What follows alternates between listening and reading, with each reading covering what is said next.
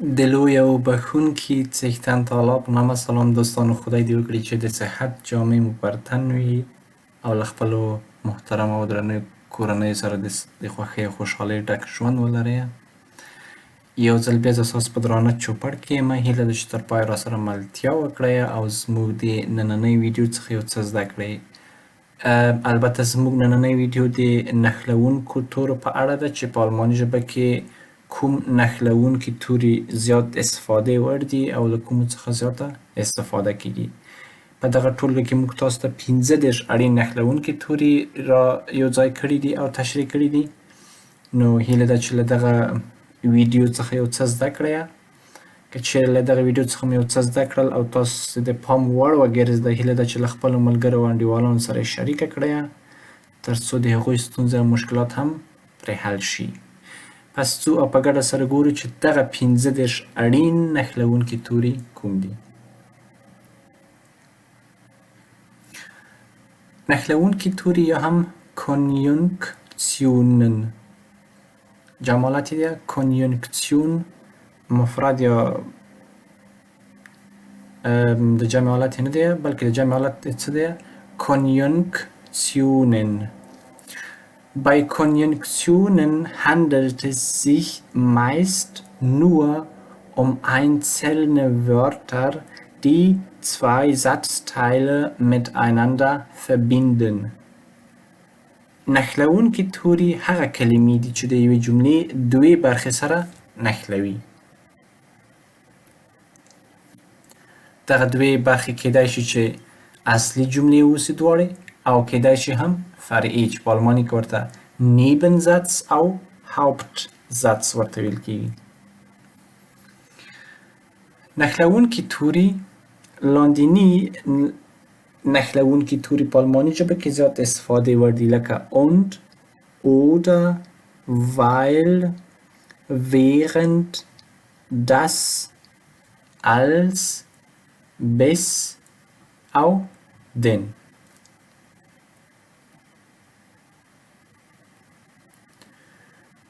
دغه 15 دانې نښلوونکي توري چې تاسو وینئ لکه und, oder, aber, sondern او denn. یو بل نښلوونکی توری هم موږ لرو چې د دن په نامه دی چې د وخت لپاره استفاده کیږي. دغه کنیونکسیونن یا نښلوونکي توري چې کله دوې جملې له یو له بل سره ونښلوي یا وصل کړي نو د فعل حالت په خپل پوزیشن کې راځي. یعنی هر هغه نښلوونکي توري چې موږ په جمله کې استفاده کړو او فعل آخر ته لاړ شي دغه جمله مو Nebensatz کیږي، یعنی فرعي جمله. او که چیرې بیا دغه نښلوونکي توري استفاده کړو جمله په کوم حالت کې پاتې کیږي؟ Hauptsatz کې. چې دلته یې لیکلي دي چې diese Konjunktionen stehen auf Position 0. یعنی دغه نښلوونکي توري په کوم پوزیشن باندې قرار لري؟ 0. یعنی ورب آخر ته نه ځي.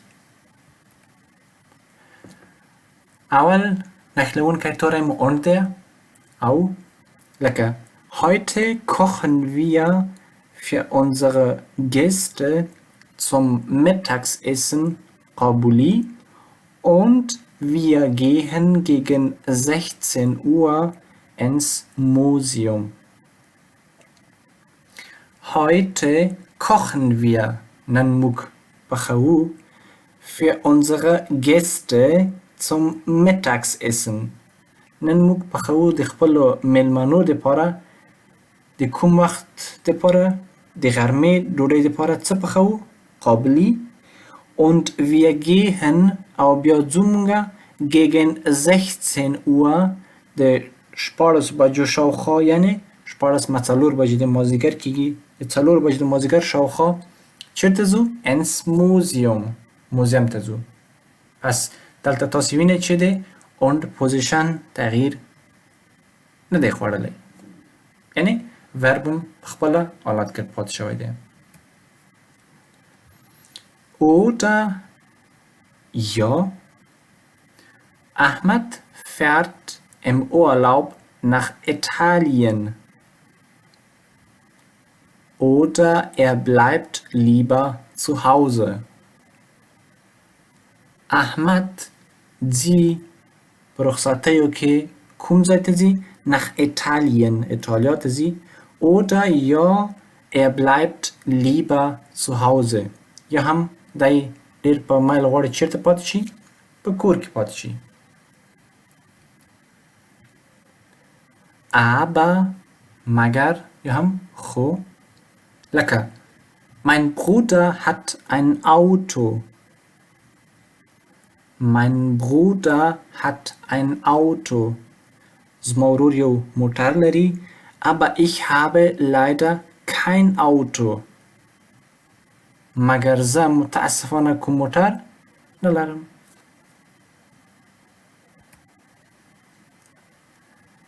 sondern مگر لکه meine Mutter kauft keine Fertiggerichte, sondern sie kocht selbst alles zu Hause. Meine Mutter kauft keine Fertiggerichte. زما مور څه رقم خواړه یا د خوړلو شی نه اخلي چې تیار آماده شوي وي لکه کانسرو دا شیان. sondern مگر sie kocht selbst alles zu Hause. مگر هغه ټول څه کوي؟ ټول شی په کور کې خپله په تناب ډول پخوي.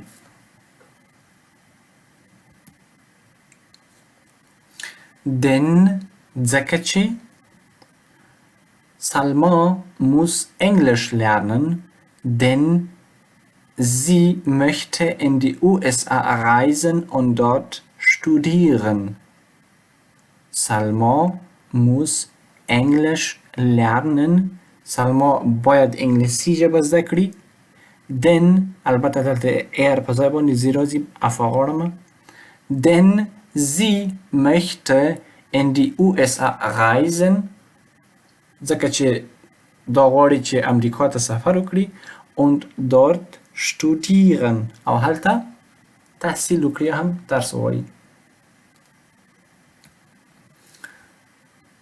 دا اوس موږ 15 دانې هغه نښلوونکي توري چې جمله مو فرعي کوي نه او فعل یا هم ورب په خپل دوهم پوزیشن کې پاتې کیږي.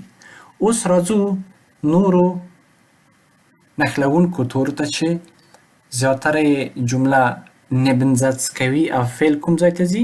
آخر ته ځي. لکه weil ځکه چې wir lernen im Kurs Deutsch. موږ زده کوو په کورس کې څه شی؟ آلماني. یا هم تاسو کولی شئ چې په عادي ډول استفاده کړئ د جمله لکه wir lernen im Deutschkurs. موږ په آلماني کورس کې زده کوو. weil wir bald nach Deutschland fliegen möchten. weil wir bald nach Deutschland fliegen möchten. ځکه چې موږ غواړو وروسته آلمان ته پرواز وکړو.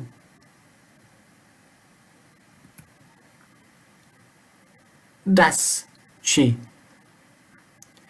ich war nicht in der Lage زه په دې حالت او دې وضعیت کې نه وم dass ich meine Hausaufgaben mache. زه په دې حالت او وضعیت کې نه وم چې خپلې کورنۍ دندې څه رقم کړم ترسره کړم. البته ورب چیرته لاړلو؟ آخر پوزیشن ته. während کله چې البته während د یو حالت دپاره استفاده کېږي چې په هغه کې موږ یعنې په یوه وخت کې دوه شیان ترسره کړو لکه Tamana telefoniert stundenlang. Tamana telefoniert stundenlang. Tamana یعنې څو ساعته تلیفون کوي während sie kocht. کله چې دا څه کوي؟ آشپزي کوي. یعنې تمنا کله چې آشپزي کوي هغه وخت دا هم څو ساعته په تلیفون کې خبرې کوي.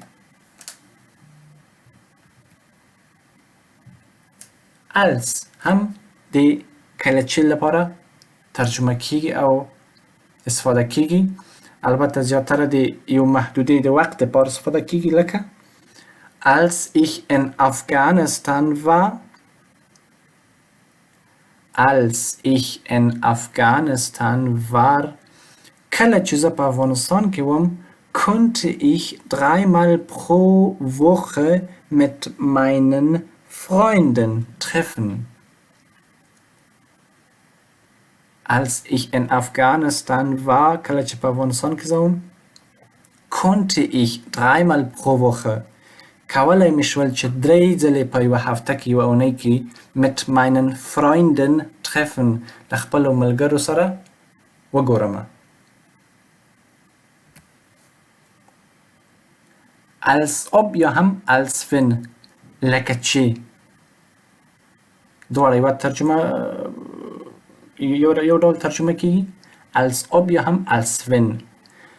sie sieht so aus.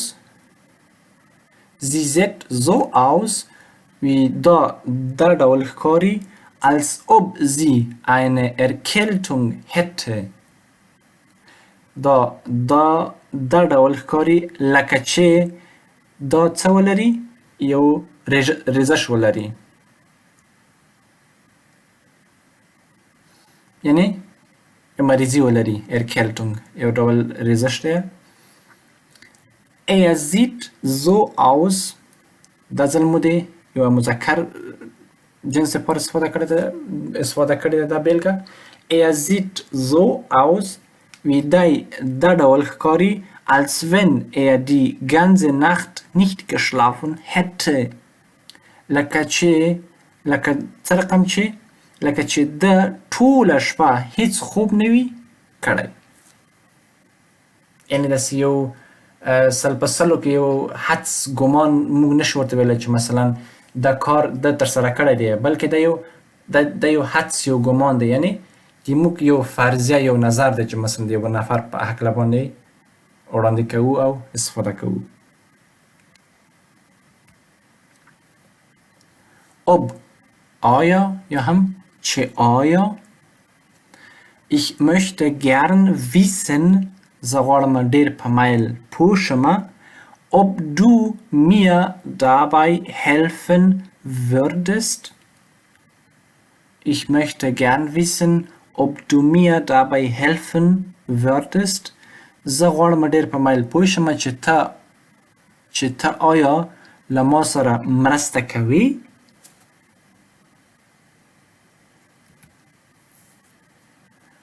nachdem وروسته له دې چې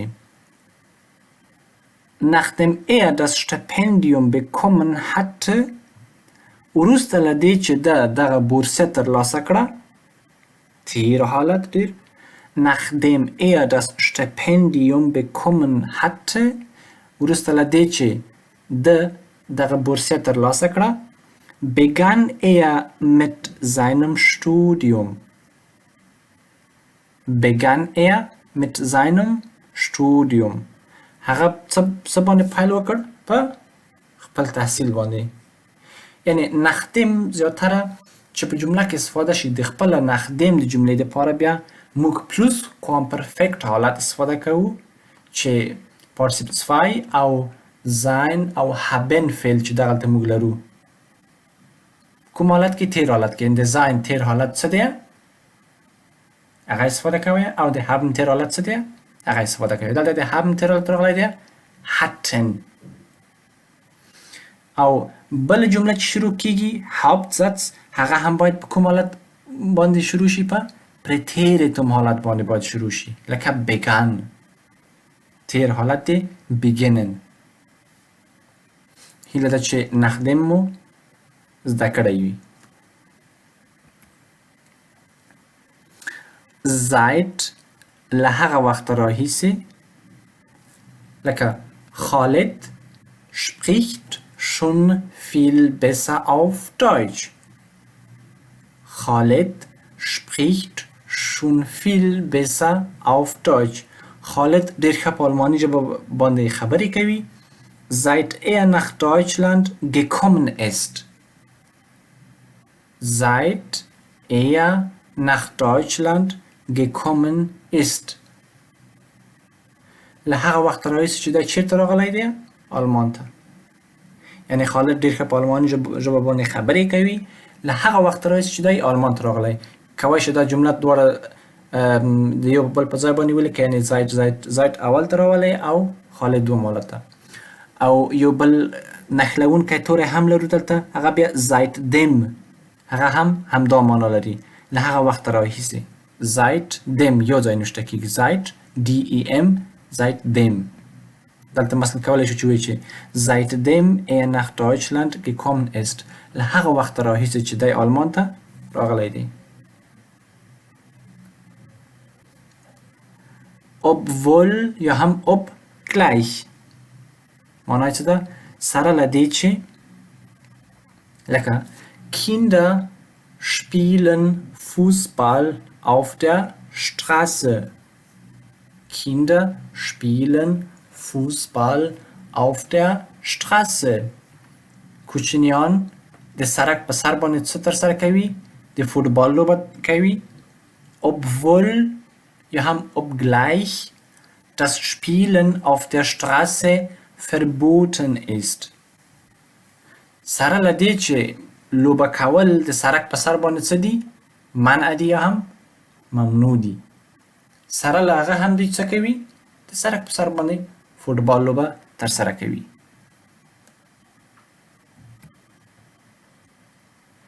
wenn که یا هم کچیرې. Ich rufe dich sehr schnell wie möglich an.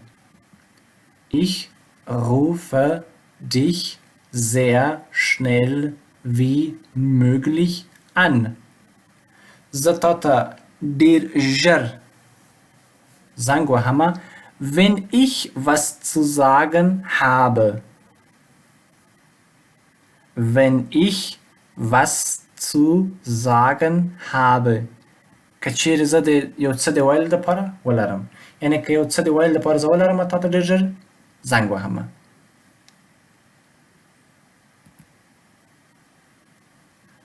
so dass دا چې یا هم نو له دې کبله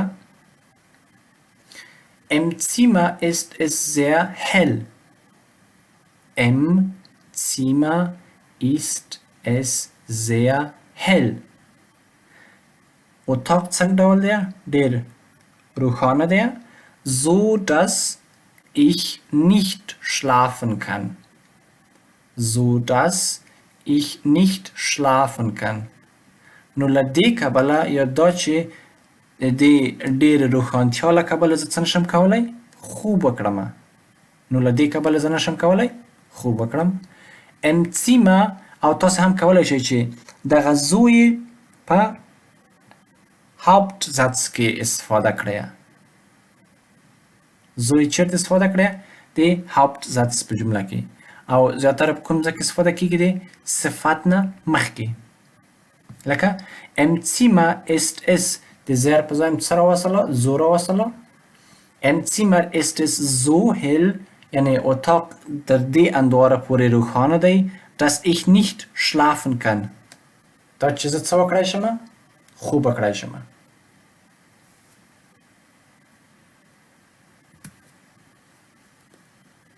wo چېرته؟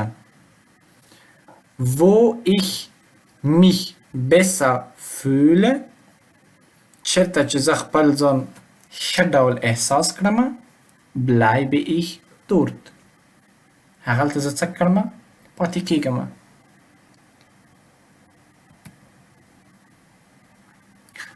wohin کوم ځای ته یا هم چېرته؟ البته wohin د حرکت دپاره استفاده کېږي چې یو نفر غواړي له یوه ځای څخه بل ځای ته لاړ شي. لکه weißt jemand vielleicht، آیا کوم نفر پوهیږي؟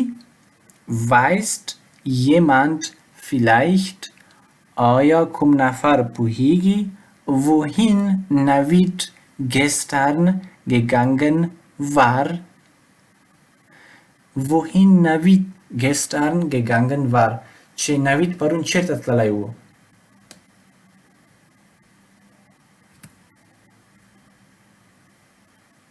anstatt د دې پر ځای چې Ahmad schreibt sorgfältig seine Hausarbeit. Ahmad schreibt sorgfältig seine Hausarbeit.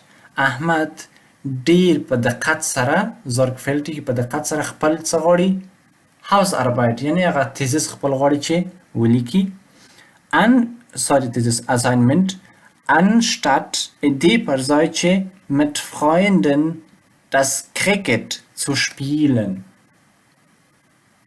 دې پر ځای چې له خپلو ملګرو سره څه لوبه ترسره کړي کرکټ لوبه یعنی تاسو باید دلته پوه شئ چې anstatt همیشه د infinitive او zu حالت سره راځي یعنی verb هم آخر ته راځي anstatt چې یوز شي او د verb نه مخکې infinitive حالت کې څه راځي zu راځي یعنی zu plus infinitive کله چې anstatt استفاده شي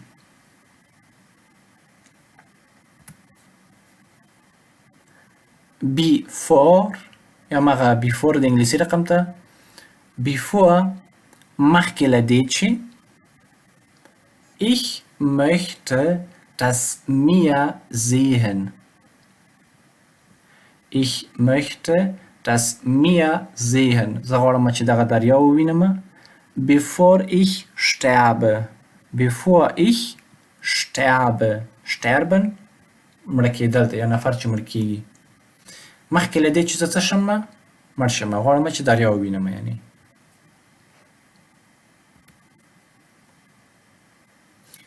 ehe مخکې له دې چې ته هم کولی شو موږ د before له استفادې سره یو شان استفاده کړو لکه ich dusche jeden Morgen ich dusche jeden Morgen زه حمام کړم هر سهار ehe ich frühstücke مخکې له دې چې زه څه وکړم خپله د سهار چای وڅښم یا د سهار ډوډۍ وخورم مخکې له دې چې د سهار چای زه وڅښم څه کړم حمام کړم هر سهار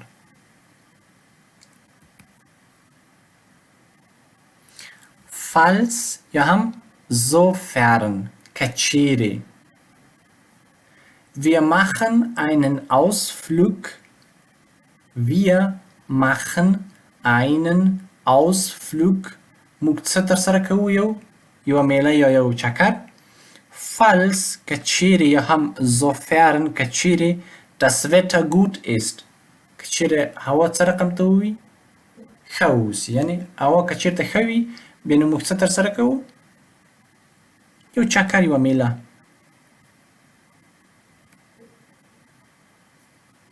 sobald کله چې ich rufe dich an زه تا ته زنګ وهم sobald ich zu Hause ankomme sobald کله چې ich zu Hause ankomme کله چې زه کور ته راورسېږم یا هم sobald ich zu Hause bin کله چې زه په کور کې اوسم so lange تر هغه وخته چې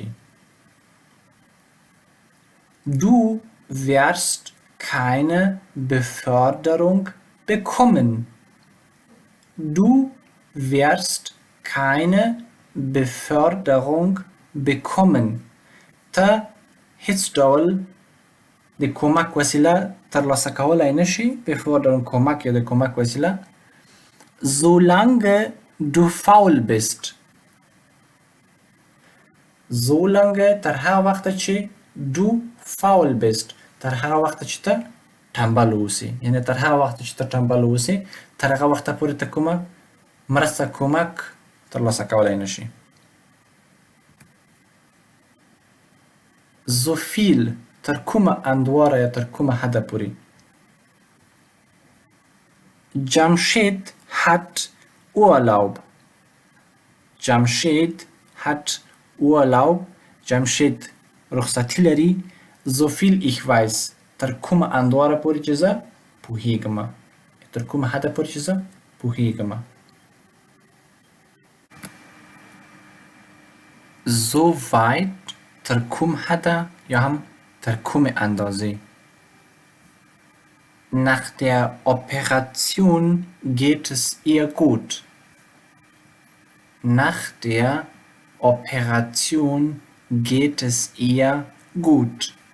یعنی وروسته له عملیات څخه د هغې وضعیت ښه دی. Soweit ich es beurteilen kann. Soweit ich es beurteilen kann. تر کومه حده یا تر کومه اندازې پورې چې زه ده قضاوت کولی شم. یعنی تر کوم حده پورې چې زه قضاوت کولی شم یعنی زه خپل وړاندیز کولی شم یا هم تر کومه حده تر کومه اندازې پورې چې زه مثلا پوهیږم د هغې وضعیت د عملیات څخه وروسته ښه دی.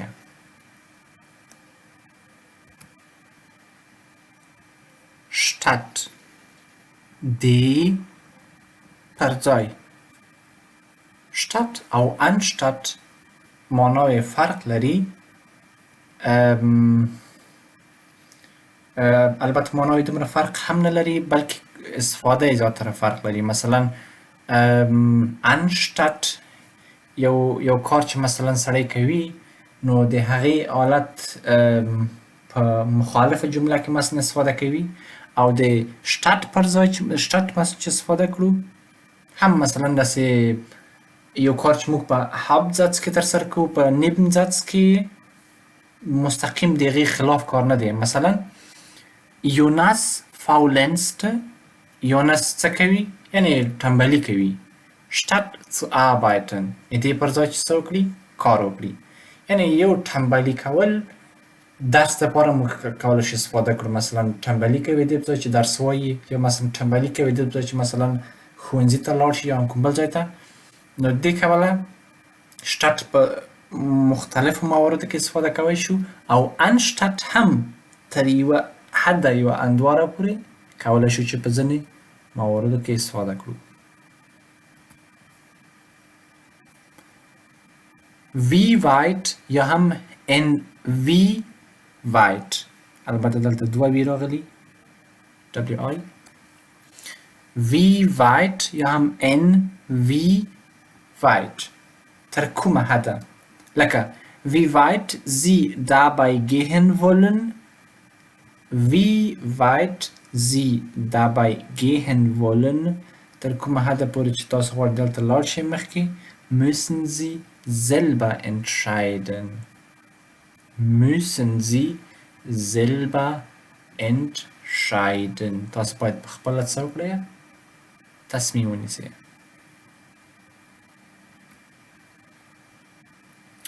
اوس هم راځو mehrteilige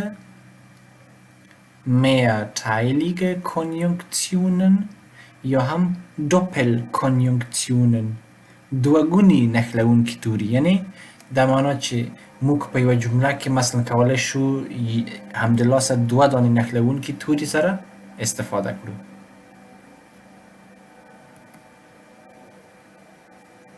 لکه einerseits او andererseits له یوې خوا او له بلې خوا. Einerseits war die erste Lehrerin verzweifelt und paranoid.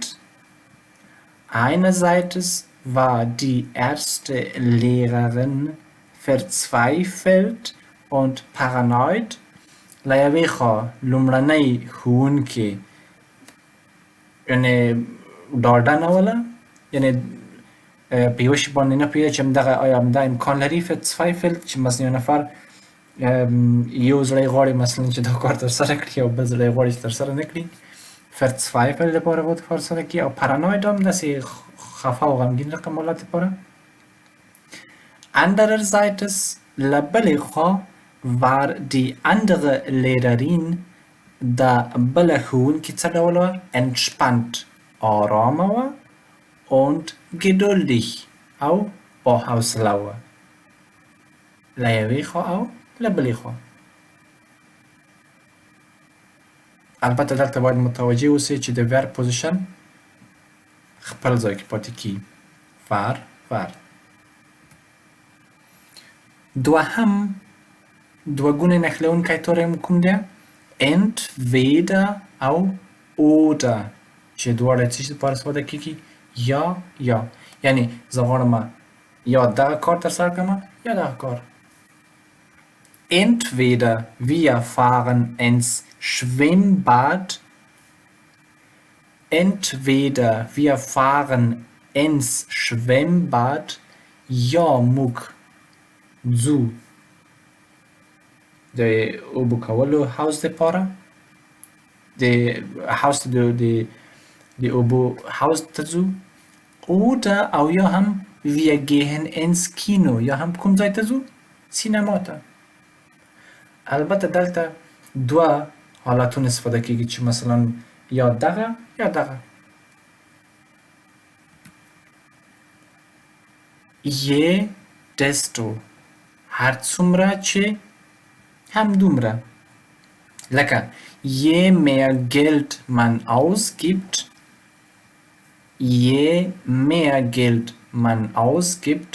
هر څومره چې سړی زیاتې پیسې مثلا استفاده کړي یا مثلا مصرف کړي desto weniger Geld kann man sparen.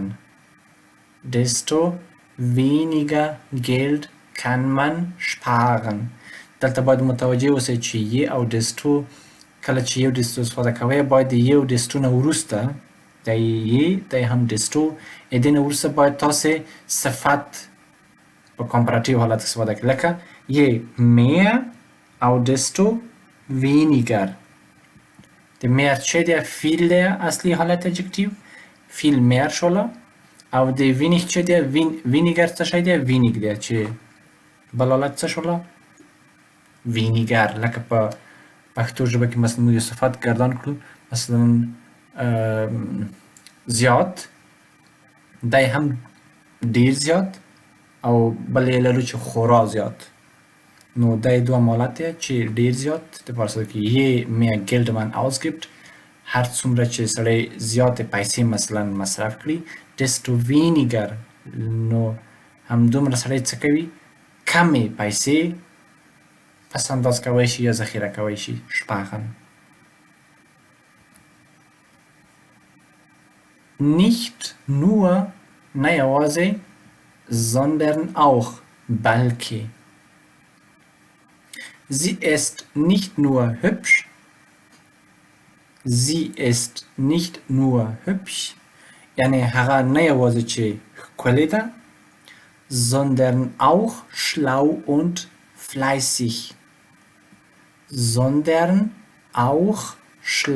und fleißig. بلکې همچنان څه ده؟ schlau زیرکه ده هوښیاره ده und fleißig څه مانا؟ تکړه ده یا لایقه ده.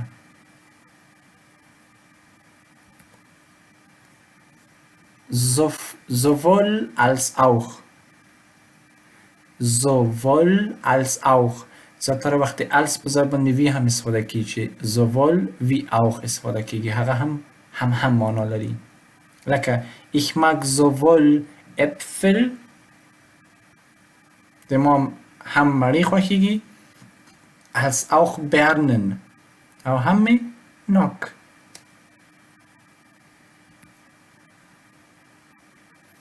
zwar aber حتی یا په حقیقت کې مگر zwar aber Cornelia isst zwar gern Salat Cornelia خوري په حقیقت کې ډېر په مایل سلاته aber sie mag keine Tomaten مگر د دې څه نه خوښیږي بانجان نه خوښیږي. یعنی سلاته خوري ډېر په علاقمندۍ باندې په منځ کې د سلاټې څه نه خوښیږي بانجان نه خوښیږي. دا زموږ 15 اړین او مهم نښلونکي توري او هم دوه ګوني نښلونکي توري چې ځینې Hauptsatz د جملو دپاره استفاده کېدل چې جملې فرعي اصلي جملې وي او ځینې بیا او زیاتره یې بیا د چی دپاره استفاده کېدل چې جملې سره فرعي کول یعنی فعل کوم پوزیشن ته تللو آخر پوزیشن ته چې جمله Nebensatz کوله. که چیرې مو له دغه ویډیو څخه یو څه زده کړي وي هیله ده چې له خپلو ملګرو او دوستانو سره یې شریکه کړئ. که چیرې کوم نظر انتقاد او کومه پوښتنه لرئ هیله ده چې زموږ سره یې په کامنټ کې شریکه کړئ او که چیرې زموږ د چینل سره نوي یاست هیله ده چې چینل مو در سره سبسکرایب کړئ د زنګولې بټنه کېکاږئ تر څو زموږ له نویو ویډیوګانو څخه باخبره شئ. پس تر بیا چې زه ستاسو په درانه چوپړ کې حاضرېږم تاسو په لوی او بښونکي څښتن تعالی سپارم. تر بیا ښې چارې.